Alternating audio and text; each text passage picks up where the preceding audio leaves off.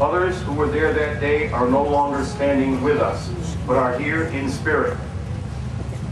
Those who started National Day of Mourning could not have envisioned that we would still be here, no matter the weather and no matter the political climate. For the 38th time, we are standing on liberated territory in Plymouth. It is freed by our presence and by the presence of those who stood here before us. Over the past 38 years, we have been asked many times why we stand here, cold and hungry, when we could be home eating turkey and watching football. Our answer has always been the same, because Thanksgiving is a national day of mourning for Native Americans. As Native people, we give thanks every day. But we will not give thanks for the European invasion of our country. And we come here to speak the truth. We come here to honor our ancestors who died as a result of the European invasion. We come here to gather strength from each other and to hear what is going on all over Indian country today. Day of Mourning came into being in 1970 as a direct result of the state's need to keep the truth buried. Wamsuta Frank James, an Aquinnah Wampanoag man, and my father had been invited to speak at a gathering of Massachusetts dignitaries commemorating the 350th anniversary of the landing of the Pilgrims. The state asked for a copy of Wamsuta's remarks. Because his speech did not glorify the Pilgrims, he was told that he would not be allowed to speak. The state was more than willing to write a speech for him that would keep the lies alive. He refused to have words placed in his mouth. If Wamsuta had been a good Indian and done what he was told, there would have been no first day of mourning in 1970. But instead of speaking to a group of dignitaries in the warmth of a banquet, he and a small group of other Native Americans came here to Plymouth, stood in the cold, and declared U.S. Thanksgiving Day a national day of mourning.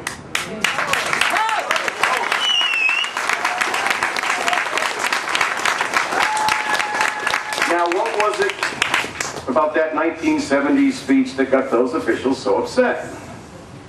The Pilgrims, like Columbus, did not discover an empty land. Every inch of this land was and remains Indian land. You can applaud, yeah? That's cool. The Pilgrims, who do not even call themselves Pilgrims, came over here as part of a business venture and were not seeking religious freedom. They already had that in Holland. Sexism, racism, anti-lesbian and gay bigotry, jails, and a class system did not exist here until introduced by the European invaders. The Pilgrims were no better than any other Europeans in their treatment of the indigenous people here. They killed Indians, they stole land, they tried to turn Indian people against each other. And the Pilgrims did not even land at that sacred shrine down the hill called Plymouth Rock, a monument to racism and oppression. As soon as I stepped ashore in present-day Eastham, down on the Cape, the Pilgrims opened my ancestors' graves and stole our corn and beans. Later, from Plymouth Harbor, the very harbor we can see from here, the English sold my ancestors as slaves for 220 shillings each. The first official day of Thanksgiving was proclaimed in 1637 by Governor Winthrop.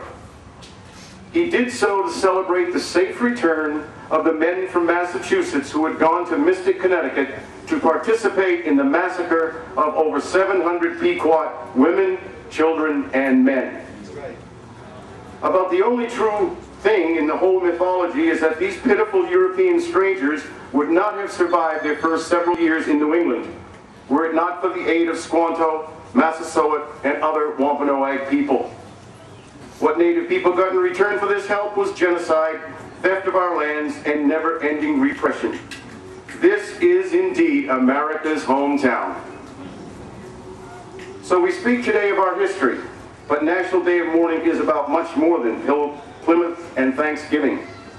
This is about a place and a day when we, as Native people, come together and we alone speak about the costs of our survival and of our ongoing struggles for self-determination and sovereignty. We do not seek corporate sponsorship. We are not here to entertain or please the tourists. We do not need historians or anthropologists to speak for us. We do not need museums or corporations to interpret for us. We do not need Disney to make a pretty movie about us, airbrushing out our pain and anger. We are more than capable of speaking for ourselves, standing here on a November day.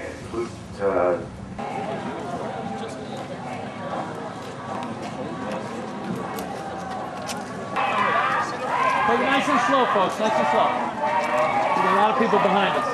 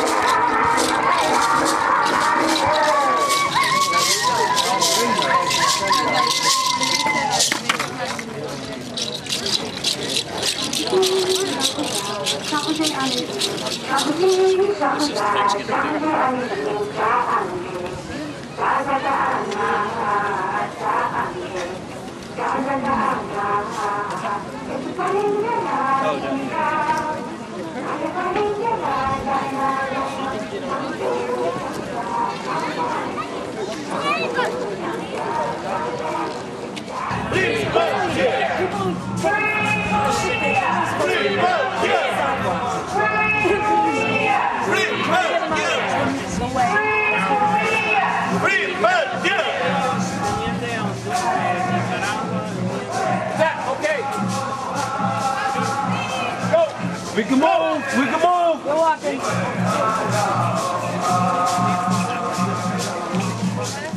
Free Movia! Free Persia! Free Movia! Free Persia! Free Movia! Free Persia! Free Movia! Free Persia! Free Movia! Free Persia! Free Movia! Free Persia! Free Movia!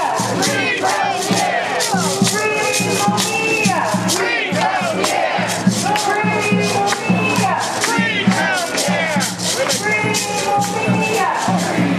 Persia! Free Movia! Free Persia! Free Movia! Free Persia! Free Movia!